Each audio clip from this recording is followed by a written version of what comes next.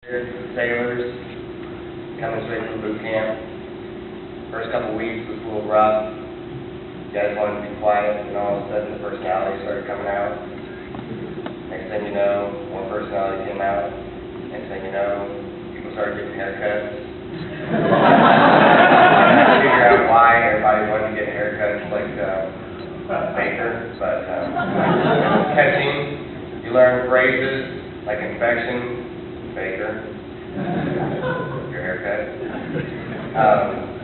But you guys succeeded. One thing I want you to take away from today is think about the journey we took to the cemetery. Don't ever forget. You're now being charged. You now have to produce. The life of the human body now rests on your soul and your hands. When in doubt, you need to ask. Ask the chief. Ask for LPOs. We've given you the basic knowledge to be apprenticeship level foreman. Enough information to put you out there makes you dangerous. But the true training really starts when you get out there to your battalion, at your clinics, your aid stations, the flight deck. Don't be scared to ask why. If you see something that doesn't look appropriate, that wasn't taught the way it was taught in Corps school, have the honor, courage, and commitment to stand up and ask, why are you doing it this way? Have the fortitude to keep fighting and keep doing what is right. I'm proud of each and every one of you. You joined the service in the time of war. So for that, I commend you. You did not have to do this. So again, 125 Alpha and Bravo. I will miss you. I will never, ever forget you. And God rest you and Godspeed.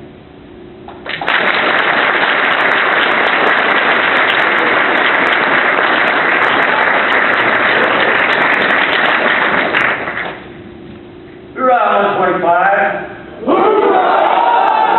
Skofield!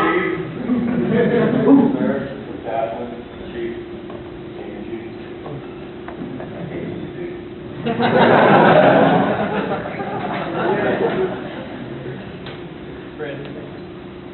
There was some competition between Class Alpha and Bravo, but no longer.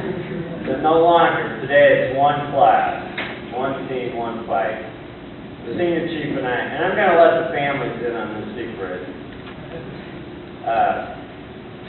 This is the first time that these young sailors have seen the Senior Chief and I in a uniform, and the reason for that is that I've been retired for 5 years. I retired from this very stage in 2004. And your sailors there have referred to me as Mr. Skofield the past 70 days. And Mr. Bonner. And so I was asked to re-enlist a sailor here today, which we'll do later in the ceremony.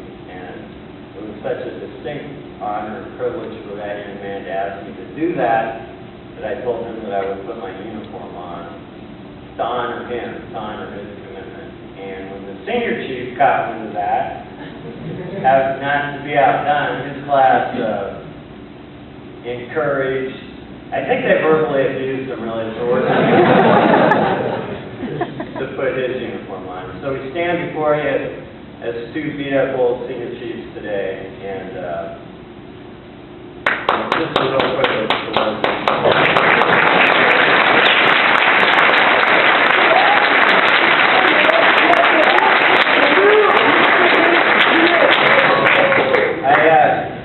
I do want to make just some brief prepared remarks because I cannot remember this off the top of my head. I want to give you, as brand new hospital foreman and your family members here in attendance, and our brand new executive officer in the audience, and these officers here on stage, I want to give you an idea of exactly what it is you've accomplished, because I'm not quite certain you have it clear in your own mind. It happens in such a whirlwind fashion, it happens so quickly.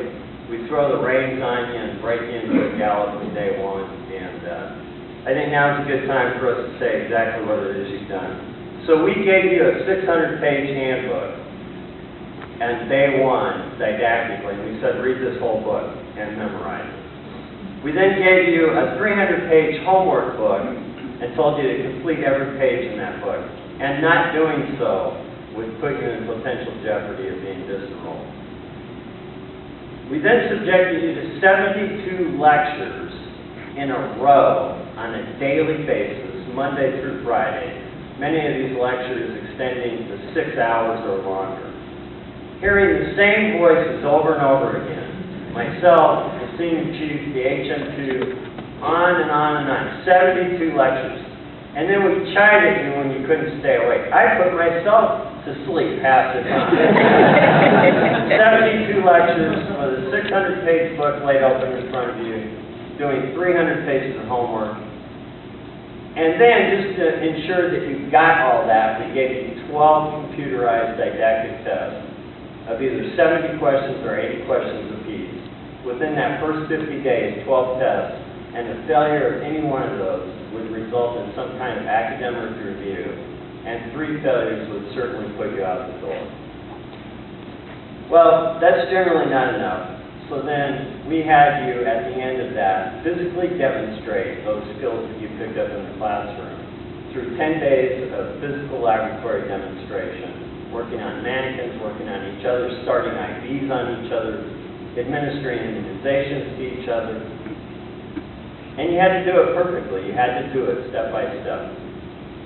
Then we sent you over to the Veterans Administration to work with real patients. This is all within a 2.5-month period. So we bring you in the door, not able to even say stigmometer. And we send you out the other side 70 days later. And we say, go take that patient's blood pressure. I didn't say anything dirty up here for the family. Okay, so generally this doesn't keep you busy enough, so we inspect your barracks rooms, we inspect your uniforms, we look at your class notes, we inspect your homework, we look at your Liberty cards, we take them away from you, we give them back to you. We send you to night study, and for recreation, we would have you engage with NMT at some level. Still require too much free time on your hands. We had you stand 4-section duty every 4th day. And how that mathematically works out that you guys had it on every weekend, I'm not quite certain, but it seems that every weekend you had duty. And then we absolutely demanded of you military sharp, military bearing, at all times, 24/7.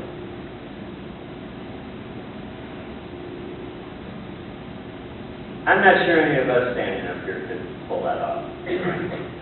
And I'm being somewhat facetious, but that is exactly what you have accomplished here at Hospital Corps. It is incredible when you stand back and take a look at precisely what it is you've done. So I want you to know, now, in front of your families and these assembled here, that no one, absolutely no one, can ever again question your determination, your dedication, and your commitment to the United States Navy. The comment that these young people that have no work ethic no longer applies to you. You're now members, or soon will be, of one of the proudest corps in the United States Navy, the Navy Hospital Corps. Hoorah, Hospital Corpsmen.